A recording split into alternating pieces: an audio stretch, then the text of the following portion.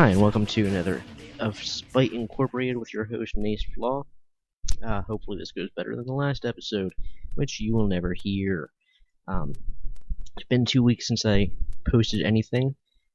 In that time, I have proven that my wife listens to the show, because she decided after the last one that I should get a laptop. Because I just don't believe that's a coincidence.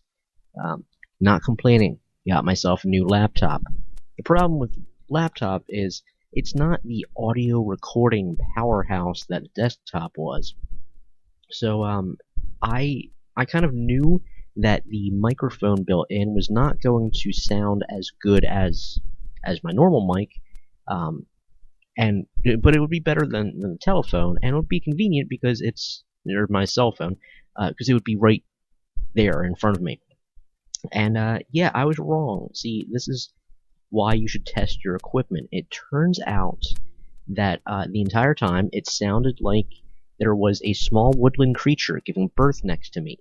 I can't explain it. There's no reason for it. Just when recording, out of nowhere, suddenly there's just this odd screeching. I would think that it would be feedback, but first off, I know what feedback sounds like, and this didn't seem to correlate with any kind of other sound going on. So it's got to be just a hardware issue, although I can't imagine why you would build in that feature. Because it's not a bug, it's a feature, right? So today I really want to avoid talking about anything that is, say, older than a month. Because it's that time of year. Past couple weeks, there's been a lot of anniversaries of things, and let's just, plenty of people are talking about plenty of things. Let's talk about what we got to talk about. And first off, the laptop, I am happy with it. I got a Windows 7 Acer from Newegg, so that's nice. I didn't have to go to that crappy 8. It's kind of weird though, going through your hard drive, knowing basically that you're never going to come back to this computer again, and trying to figure out, what do I keep? You know, what's important to me? What projects do I just say to myself, you know what, I'm not going to return to that? And saying, hey, I completely forgot about this sound file or this snippet of a story I saved in a weird directory that one time. But yeah, the desktop is now property of the wife for her to do her A+ training. She can use that to I don't know, update drives and ribbons and blah blah blah. Not hardware savvy. I'm software savvy. Hardware completely goes over my head. And that's why you open up that machine and it's just a nightmare in there. A really rigged, barely functional machine. But I got this laptop, which has a learning curve. It's been a very long time since I had one, first off. And then I always enjoyed laptops with a little nipple in the middle of the keyboard, and this has the pad. Still not a huge fan of the pad. But I am enjoying being able to just sit in the living room with my feet up and the laptop on my lap. I've been doing that with just headphones in, put on Pandora, and kind of writing away. So that's nice. I just really want to get this whole microphone thing taken care of, which I did go out and. How about this? For the audio geeks out there, you'll be shocked at this. So I went to the local Radio Shack and I asked them for, I want an XLR to headphone jack, you know, an 1/8 of an inch jack adapter. And the guy goes to me, XLR. We don't really have a lot of XLR products, and nobody really uses them anymore. Nobody uses microphones? Okay, this is why you work in a Radio Shack in the middle of nowhere that mostly sells cell phones. So, thankfully I went to a more popular Radio Shack that still has the whole, like, widget sections, and I went back and got a cable and adapter. Anyway, and here we are today. But I do want something quality so I can record vocals if necessary in the future. I don't know. Maybe I'll still have to get a mixer. We'll see. Um, that that sounds pricey. Just the thought of it. I haven't priced it out, but it just sounds pricey. Doesn't like I bought a mixer. You never hear somebody like, "Hey, I found this mixer for $5 at the yard sale." No, it doesn't happen. Anyway, I want to talk about false advertising. By the way, in the sense that those stores that you pass by that are always going out of business. Now, if you're in a tourist trap that just consumes a lot of people, and a lot of them aren't like repeat visitors, hey, fine, go ahead, have your going out of business sale every day for years. But in the middle of suburbia, it's kind of weird. You drive by this place and everybody just goes like, yeah, out of business. If you do go in there, if you do have a product that people actually want, they go in there and it's like, oh, still going out of business? Yep, any day now. I just don't see the point. So why not just, I don't know, have things on sale, or not even on sale, just cut the price to whatever the so-called sale was supposed to be, or find another gimmick. I don't know. Have a person outside wearing a chicken suit. Everybody loves people wearing suits.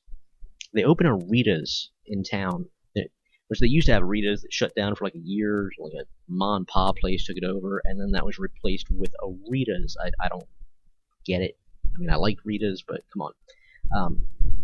But the big draw was whenever somebody danced around outside wearing a suit. Really? I mean, who doesn't like Rita's? I mean, saying you don't like Rita's is like saying that you don't like happiness, or fun, or root beer flavored water ice. But you don't like this, but someone dancing around in a weird water ice cup suit, that draws your attention and draws you in. Okay, at that point you really have to question what draws you and why. Because maybe it's people in suits, maybe you're furry, and okay, let's avoid that whole territory. Yeah, so can it with the false advertisement, unless you're in the, like I said, in the middle of a tourist trap that you can consume people like that, but then you're not really catering to the locals, unless you have a decent product that the locals are like, yeah, that's great. Then you're catering, well, you're threatening also that the other local stores will make snide comments about you in front of other customers, potential customers. And if that's the case, then, I mean, shame on you. And there goes possible sale. Just saying. Let's see, what else did I want to talk about tonight? I made an entire cast last week, and really, it was like 20 minutes of pure gold, and just, it was terrible because of that sound quality. Gone. Trashed. I think I talked about Facebook, because I updated my Facebook, after convincing Michael D'Angelo to update his page from just having Bindings of Fate, the first of the Child of the Star trilogy, to be the entire Tellist universe, because there are 3 novels at this point available on Amazon. There's going to be a short story released later this month by somebody who isn't Michael D'Angelo, which is, well, we'll talk about that at a future cast. And there are other short stories, like people are contributing. The universe is getting bigger, and so it didn't make sense to have the Facebook page limited to one book. Now that makes sense if you're, say, a Stephen King kind of author, and you know, for one thing, you have a very large collection, a very strong fan base. You also possibly have a very segmented fan base. Maybe you really like Richard Bachman books, but you don't like Stephen King, or you really like the more, I don't know, what would you call the genre that, basically the not different seasons, because that had a little touch of everything, but Shawshank Redemption, that kind of story, and the Green Mile kind of story, and the Dolores Claiborne kind of, that kind of thing, where it's not in-your-face horror, it's more thriller. Um, so what if you like that? Or what if you like the straightforward horror? I mean, it makes sense for him, is what I'm saying. But for somebody that's much smaller market, you really just want one Facebook page.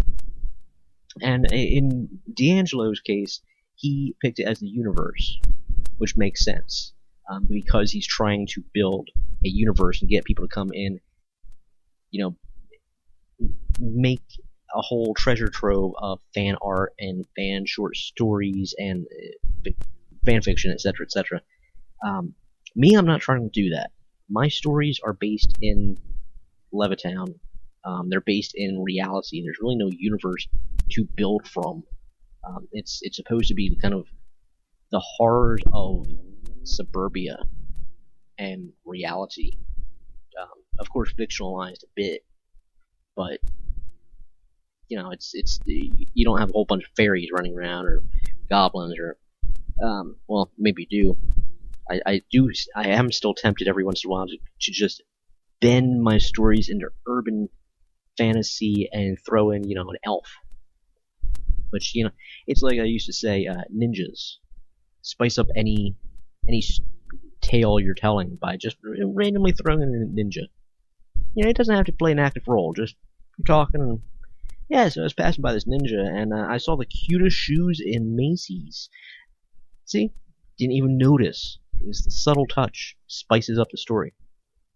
But so I'm updating my Facebook instead of just being coincidence a novel.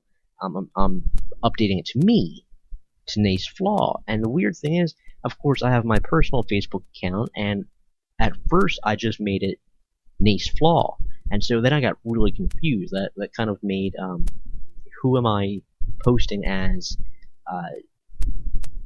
What page am I looking at? What am I liking as? What am I liking it as? The account, or am I liking it as the page? So I found it confusing to play along that way. So I changed it to Nace Flaw Author, which I wanted to do comma author. For some reason, Facebook pages you can't, or maybe I wound up doing the comma author. I tried doing parentheses. It didn't. Facebook doesn't like parentheses. Don't know why. Seems kind of random. Maybe it's a code thing. But you can't have parentheses in the title of your Facebook page. So what I found, it became kind of sad because the Facebook page, I don't really promote it. There's not a whole lot of content. Blog posts like this audio post will go to it, but there's really no content coming out. And as I said in a previous post, content is key. If you expect people to come back, if you expect people to be interested in you, you have to produce content. Then after that, you have to worry about the quality of it. So, in this sense, I don't produce enough quality to really bring in people to the Facebook page, and again, don't promote it. I did do some Facebook campaigns. You can actually check back in the archives my findings from comparing a couple different campaigns I did, all for coincidence. It may not be. It wasn't a success, but it was one of those cases where like every experiment still proves something. One of those cases. So I did learn a lot, and I think other people could learn from my testing of that. So go back into the archives if you're interested in doing like a cost per click kind of, or the other kind, which I'm forgetting off the top of my head. Any kind of Facebook campaign, the differences between them, and what might work for you. But as I'm doing that, like, of course, a lot of people from those campaigns dropped off, and just hasn't been promoted, so very low amount of likes, and so like inside there's still that pang, there's still that like 13-year-old boy going like, people don't like me. Whereas before it was a product, but now it has my name on it. It has a particular side of me that I'm presenting to others, and there's still that tiny voice inside going, people don't like that, despite the fact that there's really nothing to like. I mean, I do these audio posts. I do very rarely a blog post. There's not, I don't have the content yet. I'm working on it, slowly but surely. And of course, I hope I like talking about social media and advertising. And that's another thing I wanted to talk about today. The company I work for currently, they had they're having their employee appreciation week this week, but yesterday was a big day. Yesterday, let's see, Monday they gave out some swag, and they had one of those air tunnel things with all the pieces of paper and stuff, or that you can put cash in it. In this case, it was pieces of paper, and some of them had gift cards. I actually won a couple, yay me. But yesterday was a very long, fun but long employee appreciation, like everybody cram into a tent kind of event, where they pimped United Way. They did a couple funny videos, which actually were kind of funny. I wonder, there was one that they promoted about how paper is not failing, and maybe I'll try to find that, and if it's available to the general public, and post it somewhere, because man, as far as the print media versus digital media, that commercial was pretty funny, and really took a bite out of digital media in a sense, in a cute way, not in any malicious way. But yeah, they had the presidential award ceremony, and they're like, yeah, people that win this get a $1,200 bonus. Wow. They get a parking space, which at my location, I mean, it may sound silly, but that really is a precious commodity. The people that come in at like 7 o'clock in the morning don't know how good they have it. And a gift bag and other sorts of things. So I'm thinking $1,200. That's a fair amount of money. There's only going to be like 3 winners, and there's like 20. They just kept coming. It was kind of amazing. So yeah, I mean, the wife says that's a good sign that it's a company that appreciates its employees. I still have only been there a couple months. I mean, I'm happy. I'm trying to get other people to join. There are a couple job fairs next week. So I tweeted, if you're in like the King of Prussia kind of area, if you're interested in, I think they have next week is positions for search engine marketing, campaign analysts or something along those lines, and a bunch of finance positions, and I think there's a paralegal position as well. If any of those sound intriguing, yeah, feel free to contact me, because I will tell you to refer the hell out of me, since they have a very good referral bonus as well. Let me know. I'll give you more information. Anyway, so I haven't been there long enough to really say that they appreciate their employees. They seem to. All signs point to it, but it's almost like, I had my heart broken by basically every company I've ever worked for, and so suddenly there's this nice young man who's giving me flowers, and I don't know what to do with it. I guess I'll probably wind up breaking his heart this time. We'll see. But it's getting very late. I got held up in traffic due to particular events in town, and then had to buy microphone cables and pig out on Chinese. So I would like to get to other things this evening. It's been about 20 minutes. Feel free to contact me on Twitter at @acoinstance. Like the Facebook page, facebook.com/acoincidence. And of course, there are plenty more ways to contact me on black-ring.net. Feel free to drop me a line, drop me a question, give me feedback, tell me I'm a douche, whatever you feel like. Until next time, you have yourself a good week. Stay out of trouble.